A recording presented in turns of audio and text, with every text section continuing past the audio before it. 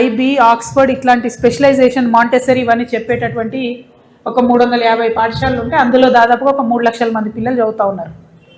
ఇంకొక 1500 ఏమో నారాయణ, చైతన్య, కృష్ణవేణి ఇట్లా రకరకాల పేర్లతో ఇప్పుడు వచ్చే నార్త్ స్కూల్, ఐలెను, బిలెను ఇవన్నీ ఒక కార్పొరేట్ విద్యా సంస్థలు. అంటే ఒక్కొక్క సంస్థకు 100 స్కూళ్ళు, 150 స్కూళ్ళు ఉన్నటువంటి పెద్ద విద్యా సంస్థలు ఒక 1500 ఉన్నాయి. అందులో దాదాపు 5 లక్షల మంది పిల్లలు కూడా చదువుతున్నారు. ఇక మిగతా పిల్లలందరూ ఈ చిన్న చిన్న 12,000 పాఠశాలల్లో చదువుతున్నటువంటి పరిస్థితి.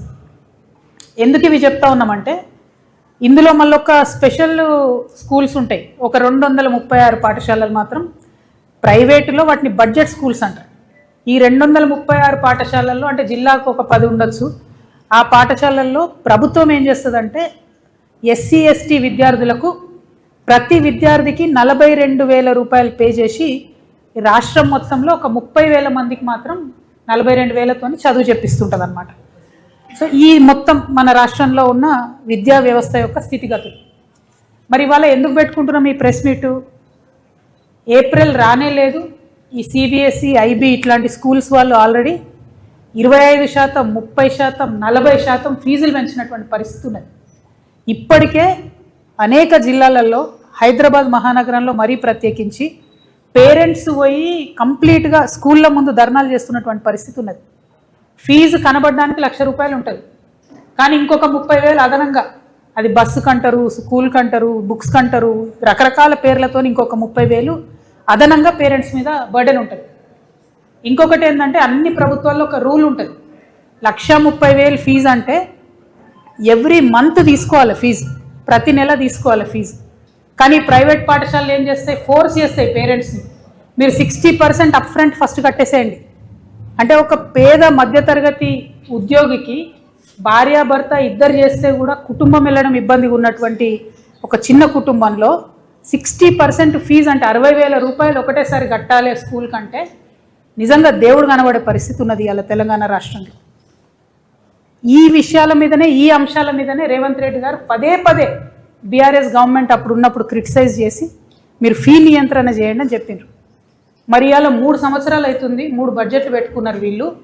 మొన్న బడ్జెట్ సమావేశంలో కూడా నువ్వింత తిన్నావు అని వీళ్ళని వాళ్ళు తిట్టుకోవడం తప్పితే కనీసం పేద మధ్యతరగతి పిల్లలు ఇబ్బంది పడుతూ ఉన్నారు.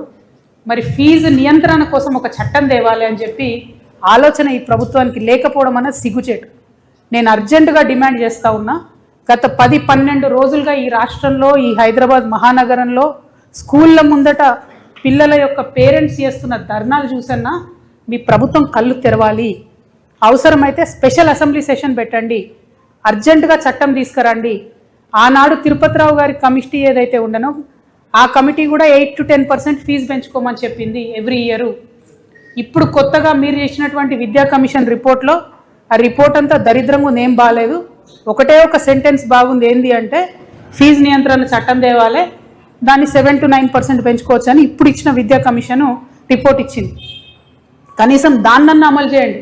స్పెషల్ అసెంబ్లీ సెషన్ పిలవాలి ఈ ప్రభుత్వం చాలా అర్జెంటుగా. ఫీ నియంత్రణ కమిటీ వేయాలి అర్జెంటుగా. ఏ స్కూల్ అయినా సరే 8 to 10% కన్నా ఫీజు ప్రతి సంవత్సరం పెంచుకోవడానికి వీల్లేదు. దాని మీద ఈ ప్రభుత్వం కఠినంగా వ్యవహరించాలని చెప్పి నేను డిమాండ్ చేస్తూ ఉన్నాను. మరి స్కూల్స్ కూడా నా రిక్వెస్ట్, స్కూల్స్ అందరితో మీరు 8 to 10% ఫీజు పెంచుకోండి ఎవ్రీ ఇయర్, కానీ 30%, 40% పెంచితే పేద మధ్యతరగతి విద్యార్థులు, వాళ్ళ యొక్క తల్లిదండ్రులు చాలా దారుణమైన ఇబ్బందులు పడుతున్నారు. మీరు 30% పెంచుతారు, కానీ ఏదో చిన్న బట్టల షాప్లో ఒక సింగిల్ పేరెంట్ లేడీ ఉంటుంది, ఆమె పనిచేస్తూ ఉంటుంది. ఆ యజమాని పెంచాడు వాళ్ళకి జీతం, అట్లా ఇవ్వలేరు వాళ్ళు, అట్లా వచ్చి ఒకసారి కట్టలేరు. ఇద్దరు కూడా కలిసి ఏదైనా చిన్న ప్రైవేట్ కంపెనీలో పనిచేస్తే ఎవ్రీ ఇయర్ వాళ్ళకి పెరగదు, 10%, 15% పెరగదు శాలరీ. దయచేసి దాని మీద దృష్టి పెట్టాలని నేను డిమాండ్ చేస్తూ ఉన్నా. ఇంకొక మాట, ఈ నారాయణ, చైతన్య ఇట్లాంటి కార్పొరేట్ స్కూల్స్ దాదాపు ఒక 1500 ఉన్నాయి. వాళ్ళు ఏం చేస్తున్నారు? పెంచుడు ఫీజు వాళ్ళు 30% పెంచుతారు, కానీ టీచర్స్కి మాత్రం జీతం పెంచరు, టీచర్స్కి మాత్రం పిఎఫ్ కట్టరు. ప్రైవేటు పాఠశాలలలో వేల మంది యువతి యువకులు పనిచేస్తూ ఉన్నారు. వాళ్ళ జీవితాలు దుర్భరంగా ఉన్నాయి. 15,000కి ఇస్తున్నారు జీతం, అంతకుమించి ₹1 ఇయ్యరు, పిఎఫ్ కట్టరు.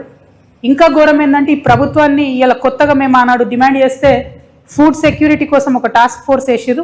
ఆ టాస్క్ ఫోర్స్ నేను డిమాండ్ చేస్తున్నా, go to any college, go to Narayana, Chaitanya, Allen, బిలని కొత్తగా వచ్చినవి 10,000 మంది విద్యార్థులకు ఒక్క దగ్గర వంట చేస్తున్నారు వాళ్ళు.